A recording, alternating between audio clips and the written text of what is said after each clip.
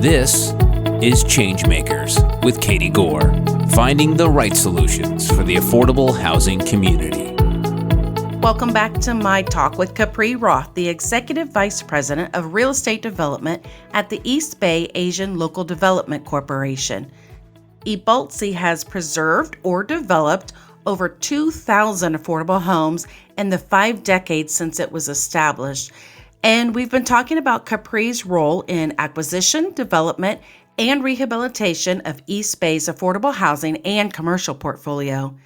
Capri, last year at your annual fundraising gala, you recognized 2 organizations with your Healthy Neighborhoods Pillars Awards, highlighting them for helping build and maintain not only affordable housing, but an excellent quality of life. Let's discuss those a little more. I only want to say I'm so glad you asked about this. I do think that the Healthy Neighborhoods work that EBALDC does is special and unique. And to be honest, it's the reason why I came to work for the organization. It's still among the things I find the most exciting about what we do. Yeah, at our gala, we often recognize both an institutional partner and a community partner that are impacting this work. Last year, we honored the Kresge Foundation and the Native American Health Center, which is a local East Bay health provider. Those are such different organizations, and they're both bringing a ton of value to the communities that we work in Oakland. So to share a little bit about how that shows up, I'm just going to disclaim that I'm sharing my own perspective about this, and I don't think that is necessarily how my colleagues who really lead up the Healthy Neighborhoods work would frame it.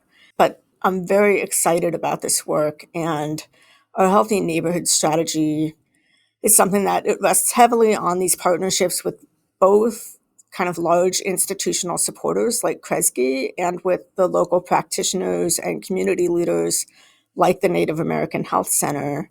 The work that we're doing is in neighborhoods that have been very, very seriously impacted by racist disinvestment policies that go back decades.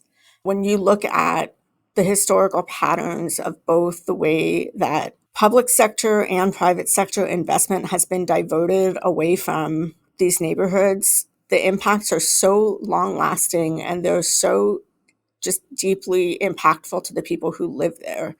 I think this may be relating back to the comment that I made earlier about displacement being one of the major challenges for Oakland. I think what we are seeing now is a very troubling pattern where there's new investment that is coming into these neighborhoods, but it's very extractive by nature. Just to give an example, I'm talking about big corporations that are coming in and buying up homes by the hundreds. And their goal is to maximize rent and deliver returns to their investors. The premise of our work at EBALDC and the premise of our work in partnership with these other organizations is that if we develop a really robust collaborative effort and include the residents, include small business owners, work with community organizations together, partner with local government, bring mission-minded institutional groups in, that what we can do instead is we can drive investment into the neighborhoods in a way that is beneficial, in a way that improves health and quality of life outcomes for the longtime residents who've been there. I think that's something that these different partnerships that we work with to do this Healthy Neighborhoods work, that's how you have the opportunity to really impact people's quality of life.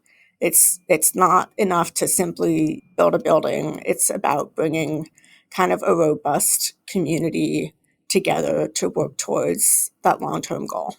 To try to have investment without displacement is a unique struggle that many communities are dealing with right now, especially in light of rents have gone up. And as population has been shifting, now all of a sudden they're confronted with, okay, we've got the chance to provide investment, but we don't want to displace entire communities.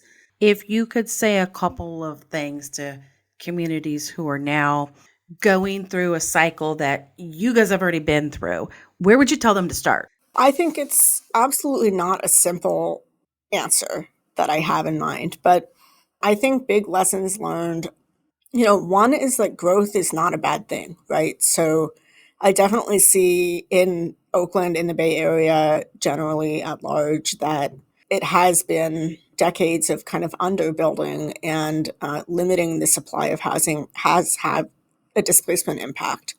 There's really no getting around that. I know that's a touchy topic in the housing world, is sort of like the YIMBY argument or not. And I don't think that's necessarily a helpful framing, but I do think that you can't just barricade and say this neighborhood is not open for business. That's a bad way to try to control displacement. I Yeah. think instead, it's really thinking about how you can use affordable housing strategies, and that could be the construction of new affordable housing. It can be preservation of existing deed restricted affordable housing, but also existing naturally occurring affordable housing that's not restricted, but could be, and could be acquired and preserved as affordable. How do you use those housing properties? How do you use them as anchors for keeping low income people in the community? I think, something that we think is really effective at EBALDC is that we are very committed to a mixed use program. In addition to being a residential property owner, we have over 300,000 square feet of commercial space. And we use that commercial space in service of our mission. So that means we program it with essential service providers. We offer preferential rental and lease rates to neighborhood small businesses, nonprofits. We're really focusing on leveraging the built environment to serve existing lower income residents. And I would say that's a strategy that, EBALDC deploys, and so do others that are in our community development space with a lot of success. We partnered with an organization here in Oakland called the Unity Council a few years ago on a development at a large transit site in the Fruitvale, which is a mostly Hispanic neighborhood, mostly Latino neighborhood in Oakland. They have a very large commercial core space as part of that master plan. And that those commercial spaces, they're all neighborhood businesses, they're all neighborhood services. They're there to serve the existing residents. And it becomes both an anchor for neighborhood activity, but it also can become a place of culture keeping, a way for existing residents to build connections, to come together and, celebrate what makes the neighborhood unique. You said culture keeping, which is a unique way of explaining the tension here. You want to embrace the investment, you want to embrace the growth and not fear it, not alienate it. But at the same time, you want to do this concept, as you described, culture keeping. There's a way to do it. So you were mentioning a couple of crucial steps to that. And I think that you were starting in on how you've been able to do that with really unique rental rates, for example, you said in your mixed use commercial space. I mean, that's one of the many ways that this can happen. Absolutely. Yeah. I think our commercial program is another sort of key part of our strategy. And we do offer, discounted below market rents almost all across our commercial portfolio. And the reason that we do that is that we're really looking for mission compatible tenants. And so, we are the landlord to a very large number of nonprofit organizations that are really doing that neighborhood level community work. We have a lot of healthcare related tenants, which is, I think we see a really key service that helps people to thrive in a neighborhood at all stages of their life. And I would say we also have a really robust, just small business program. So people who are, opening their first business, who are providing a neighborhood level service, so that oftentimes I think people feel the most excited about food-based businesses. I know I'm one of them, but, it's not only food, it's florists, it's, shoe repair. It's a really wide range of kind of the everyday services that people rely on to go about their day-to-day lives, and trying to encourage those businesses and business ownership by people in the neighborhood. Well, not to sound corny, but that is the core of the Community Development Corporation, building community. And you guys are really spreading it over quite a bit of different venues. I like to see the diversity there. And then ultimately that translates into impact. Yeah, absolutely. I think that's where the partnership and community development mindset is so strong. We have partnerships where it's not so much only about creating more affordable housing, but it's about creating a total that is larger than the sum of its parts. Beautiful. I like how you said that. So, Capri, one last question before we close out here. Are there any other passions from your personal or maybe even your professional experience that you want to share with our listeners? Something that really drives you, or a recent engagement and example of lives improved?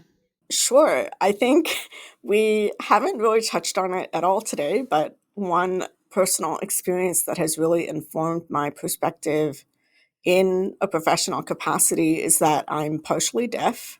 I'm actually mostly deaf, and I have been since birth. I make my way in the world largely dependent on accommodations like captioning and lip reading, and I frequently need sound amplification. I've got my big headphones on right now for this interview. So, I think because of that lived experience, I'm particularly sensitive for the need for our industry to become a way more inclusive space, both from the perspective of embracing universal design in our properties, but also for creating inclusive working environments that welcome a wider range of practitioners into the field.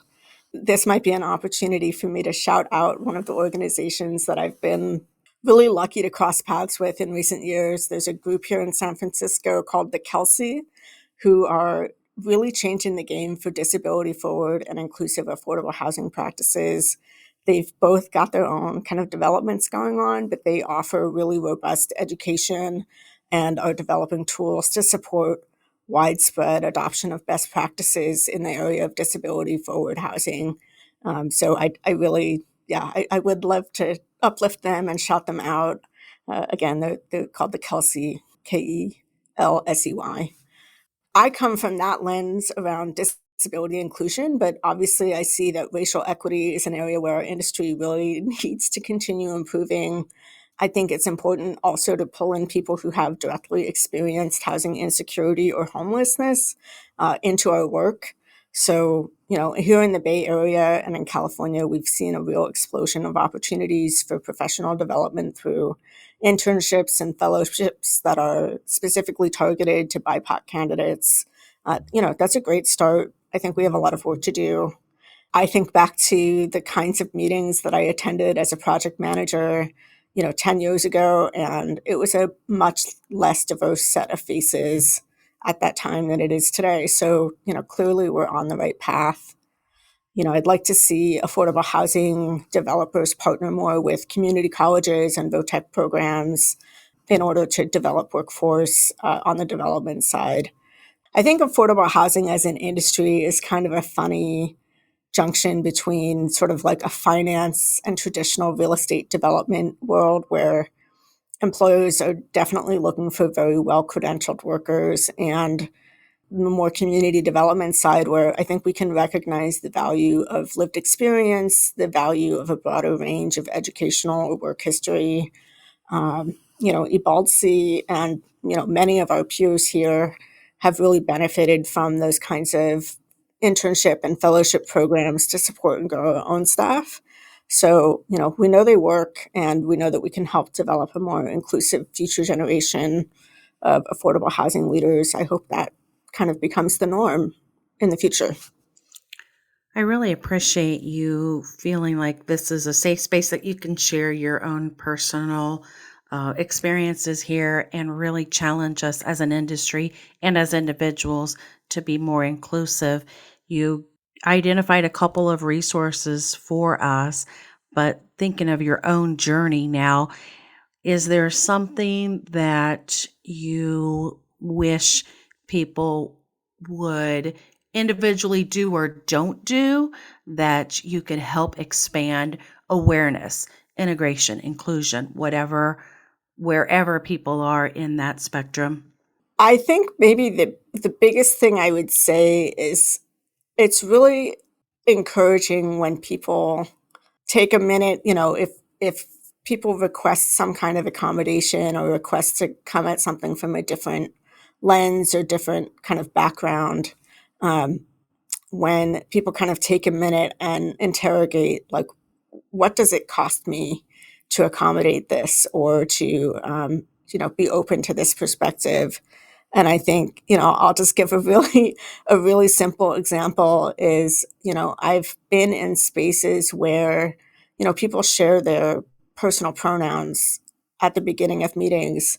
And sometimes there's someone who just always pushes back of like, is this important? And, what I would say is, what does it cost you? What does it cost you to be open to hearing people share their personal pronouns? So I think that's sort of a specific example, but I think that a lot of different kinds of ways that people can come into the space and to have those safe and supported environments to grow professionally. It's exactly that. Does it really cost you something to kind of resist this, or could you embrace it? I think of when I had my child early on who was born with a disability. It was a visual disability. And one of the things that I got asked a lot was, as it relates to children, being more inclusive of other children with a physical disability. We used to start by saying, just come up and say hello, like you normally would to any other child without a disability. Absolutely. And then you start there. And it's such a simple step, but yet that breaks the barrier of not knowing what to do, knowing what to say, or inadvertently contributing to more isolation. And so I asked that question in the context of what I know I experienced as a parent of a child with a disability that was visually obvious. And I think that there are so many important perspectives here. And you shared an example about pronouns, and there's so much more we can be doing and learning. So I appreciate you just being open and sharing that with your own journey. So thank you for that. Well, thanks for giving me the opportunity to talk about EBALDC and about community development and about Oakland, which are all so special to my heart. Thank you for taking the time. We've been talking with Capri Roth, the Executive Vice President of the Real Estate Development at East Bay Asian Local Development Corporation. Thanks for listening to ChangeMakers with Katie Gore. To find out more about Katie, go to quadel.com. That's QUADEL.com. This has been a production of Forbes Books Radio.